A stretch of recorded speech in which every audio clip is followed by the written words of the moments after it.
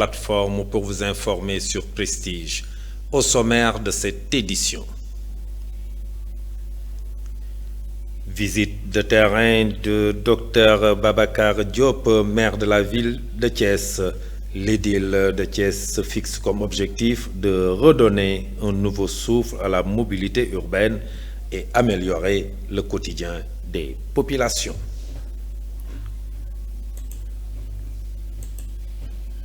Pour lutter contre la tuberculose dans le district sanitaire, un atelier a eu lieu au centre de santé Dr Mamadou Bathily, 6 quartier 10e. Cette rencontre a été organisée en partenariat avec le ministère de la Santé et de l'Action sociale. Et puis, les activités préventives d'hygiène relatives du pèlerinage marial de Popenguine ont démarré dans la localité du département de Mbour, en prélude de ce rendez-vous annuel qui se déroulera cette année du 7 au 9 juin prochain. La page de l'actualité nationale avant celle de l'actualité internationale et la page des sports viendra boucler cette édition. Dans un court instant, le développement.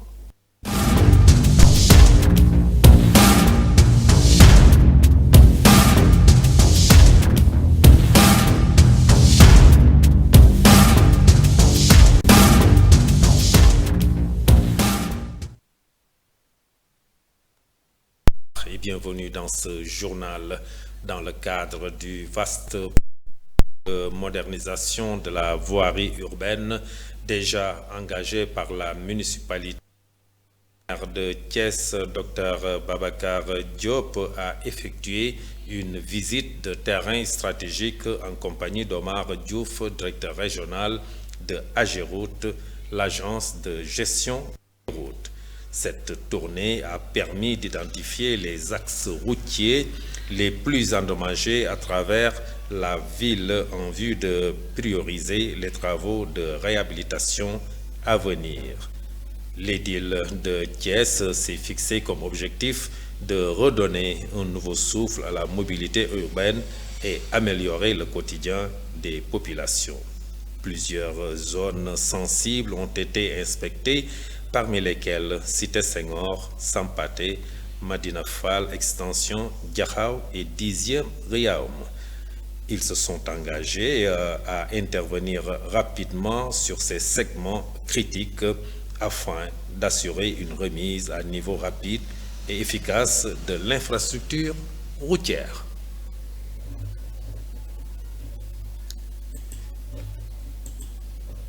Et puis, je vous l'annonçais tout de suite dans le sommaire, l'association des Badianou Gokh du district sanitaire de Thiès a organisé un atelier de plaidoyer sur la cartographie des partenaires pour lutter contre la tuberculose dans le district sanitaire. Cet atelier a eu pour cadre le centre de santé Dr Mamadou Bathily, 6 au quartier 10e dans la commune de Thiès-Ouest.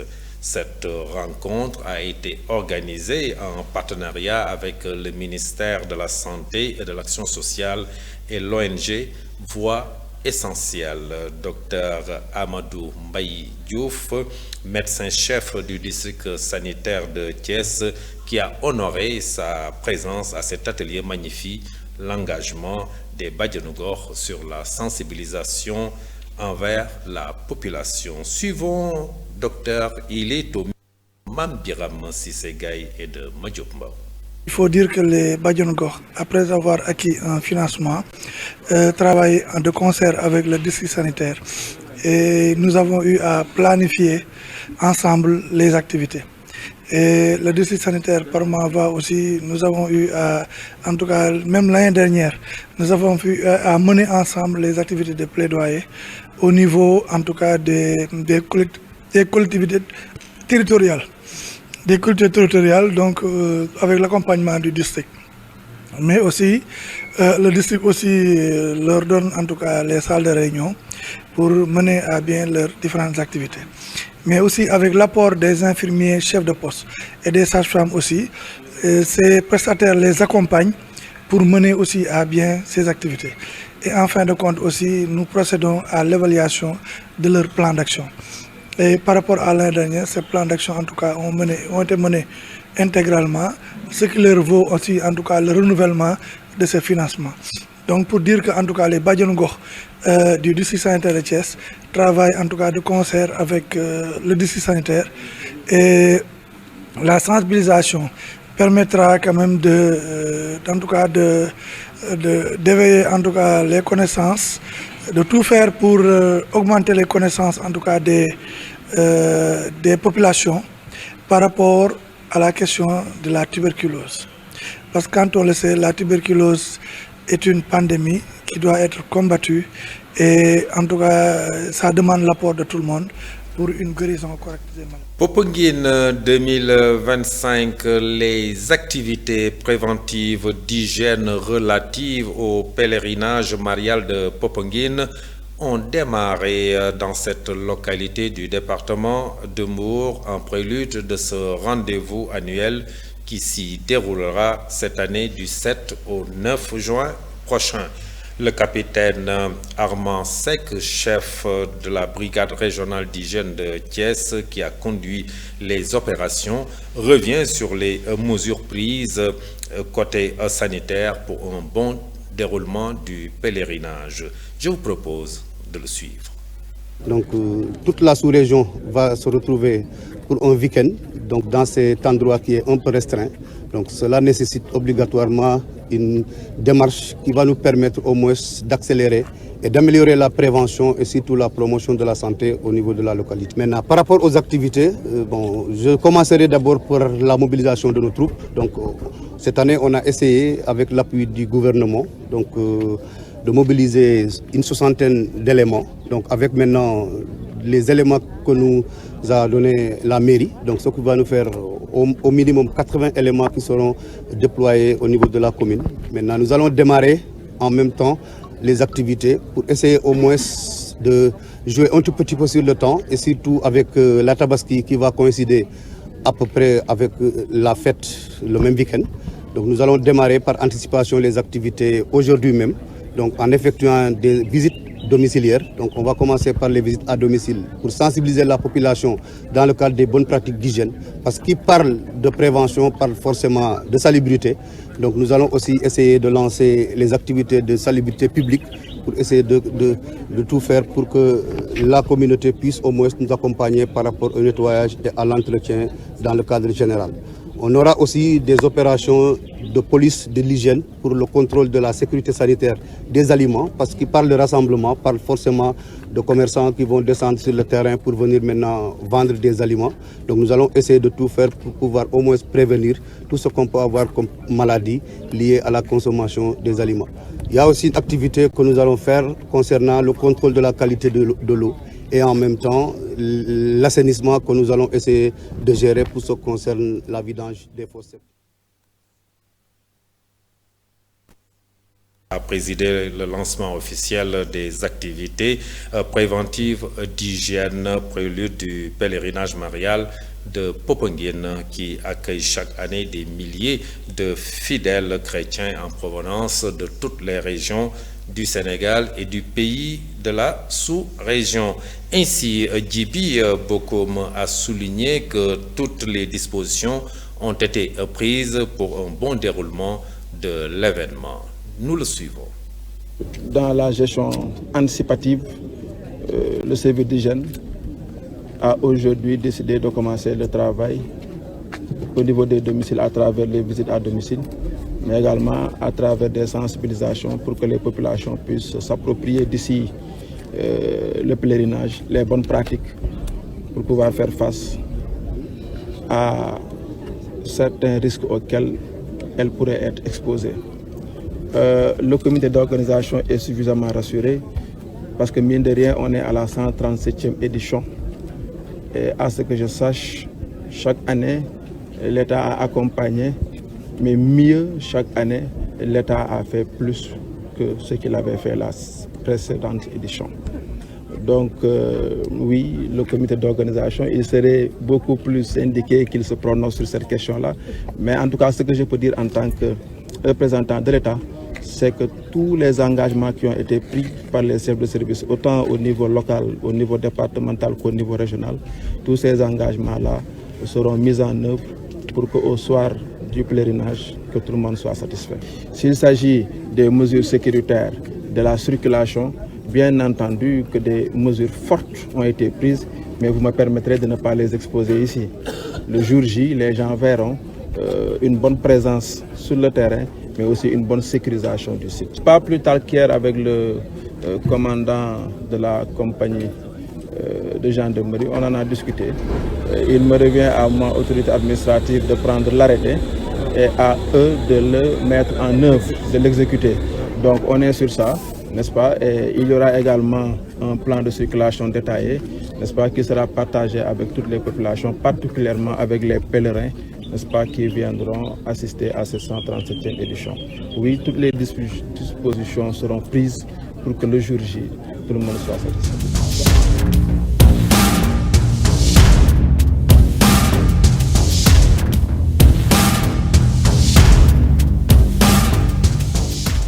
Actualité nationale au sommaire, soutien aux ex-détenus et victimes de la période préélectorale.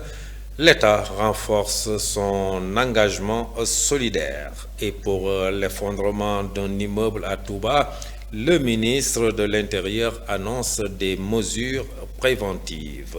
Hôpital Dalal Jamm, les professionnels de la santé sont en grève ce vendredi. Le développement, c'est avec Mam Biram Sissegay. L'actualité nationale dans un effort concret pour apaiser les tensions sociales et promouvoir la réconciliation nationale, le gouvernement sénégalais, par l'intermédiaire du ministère de la Famille et des Solidarités, poursuit son programme d'assistance en faveur des ex-détenus et d'autres victimes de la période préélectorale. Depuis le début de cette initiative, 1268 anciens détenus ont bénéficié d'un soutien financier d'un montant de 500 000 francs, chacun financé par le Fonds de solidarité nationale. Cette aide répartie en 2 vagues vise à faciliter leur réinsertion sociale et leur donner un nouveau départ après leur élargissement. Par l'autre chose, le ministre de l'Intérieur et de la Sécurité publique, Jean-Baptiste Tine, s'est rendu hier jeudi 29 mars sur le site de l'immeuble de 3 étages en construction qui s'est effondré dimanche dernier à Daoukhoudos dans la ville de Touba, causant la mort de 11 personnes et faisant 7 blessés.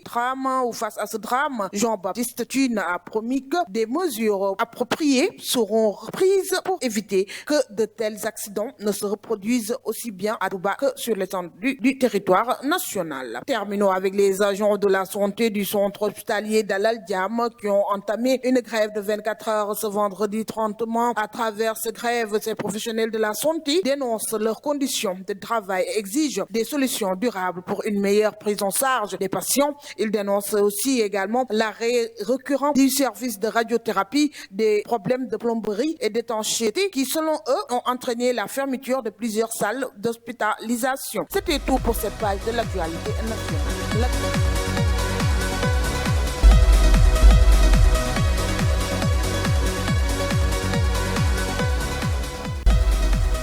Informations internationales, Mozambique, le groupe État islamique multiplie ses attaques dans le nord du pays. Le Mauritanien Sidi Ould Tah, élu président de la Banque africaine de développement, Mamadou Saturne Dione.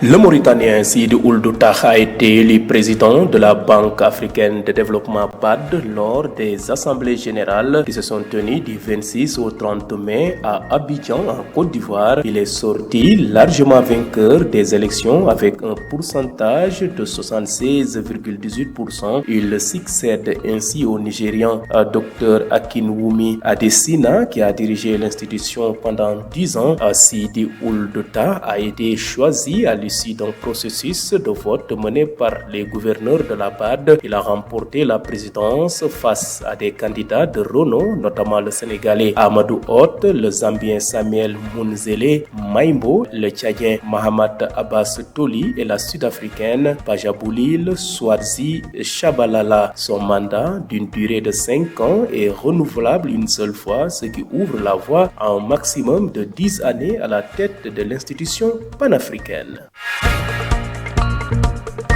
Quittons l'Afrique de l'Ouest pour l'Afrique de l'Est. Le nord du Mozambique est sous une pression grandissante des terroristes. Hier, le groupe État islamique a revendiqué sur ses réseaux sociaux 2 attaques contre les forces armées mozambicaines dans la région septentrionale du Cabo Delgado. Le bilan s'élève à une 30aine de victimes chez les soldats depuis le début du mois de mai. Les terroristes multiplient ainsi les incursions dans cette région. Les hommes armés ont mené une attaque dans la réserve de Nyassa, tuant 2 rangers. 3 soldats rwandais ont également péri dans une embuscade menée par ces djihadistes. Bouclons ce rapide survol de l'actualité internationale en Afrique du Nord où les paramilitaires des forces de soutien rapide ont revendiqué la reprise de 2 villes stratégiques dans la région de Kordofan, dans l'ouest du Soudan, pays en guerre, frappé par une violente épidémie de choléra qui a fait 70 morts en 2 jours. Selon un communiqué, les paramilitaires ont annoncé avoir repris successivement les villes de Dibeibat dans l'état du sud de Kordofan, puis d'Al-Hoei, première localité de l'état du Kordofan ouest. La reprise successive de Dibeibat et d'Al-Hoei ne constitue pas seulement une victoire sur le terrain, mais affirme le contrôle quasi total des FSR sur la majeure partie de la région du Kordofan, a déclaré le porte-parole des forces de soutien rapide.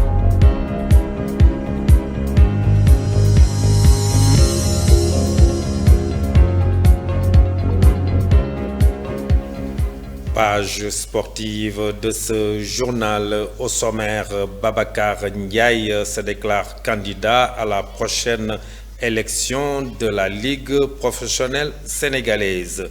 Tournoi IFOA A 2025, le Sénégal affronte la Sierra Leone en finale. Et pour la finale de la Ligue des Champions, le PSG au grand complet pour cette finale. Tout de suite, le développement.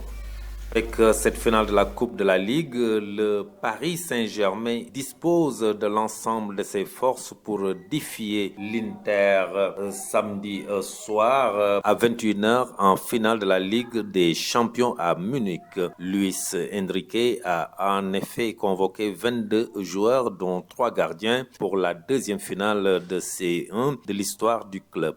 Les hommes de Luis Enrique tenteront ainsi de décrocher un premier sacre dans la plus grande des compétitions européennes après un parcours mouvementé qui les aura vus frôler l'élimination en phase de ligue avant de monter en puissance et de défaire de 3 clubs anglais sur la route de cette finale historique. L'équipe nationale féminine du Sénégal s'est qualifiée ce jeudi pour la finale du tournoi IFOA A 2025 en battant le Libéria sur le score d'1-0. Les Lions ont fait la différence grâce à un penalty obtenu par Awa Kassé et transformé par Amsatou Malado. Grâce à ce succès, le Sénégal décroche son billet pour la finale prévue samedi où il affrontera la Sierra Leone tombeuse du Mali dans l'autre demi-finale, 1-0. Les Sénégalaises tenteront ainsi de conserver leur titre. 4 ans après avoir renoncé à briguer la présidence de la Ligue sénégalaise de football professionnel, Babacar Ndiaye revient dans l'arène. Le président de Teungueth FC a officiellement annoncé sa candidature pour diriger l'instance actuellement présidée par Mohamed Djibril Ouad. En 2021, Babacar Ndiaye s'était déjà positionné avant de finalement retirer sa candidature au profit de Djibril Ouad, alors vice-président. Dans un esprit d'unité et de rassemblement, il avait fait le choix du consensus, estimant qu'il était de son devoir de préserver les intérêts supérieurs du football sénégalais. Aujourd'hui, la donne semble avoir changé. Babacar Ndiaye sent peut-être que son heure est venue. Un retour soutenu entre autres par Madi Touré, le président de Génération Foot, qui voit en lui le profil idéal pour porter la Ligue sénégalaise de football professionnel vers une nouvelle. Ceci referme le journal. Merci à Mambiram Sissegaï pour les actualités nationales, Mamadou Saturnindion pour les informations internationales. derrière la version Wolof du journal. Cette édition version française est à présent terminée. Merci de l'avoir suivi. Passez une excellente fin de soirée. Au revoir.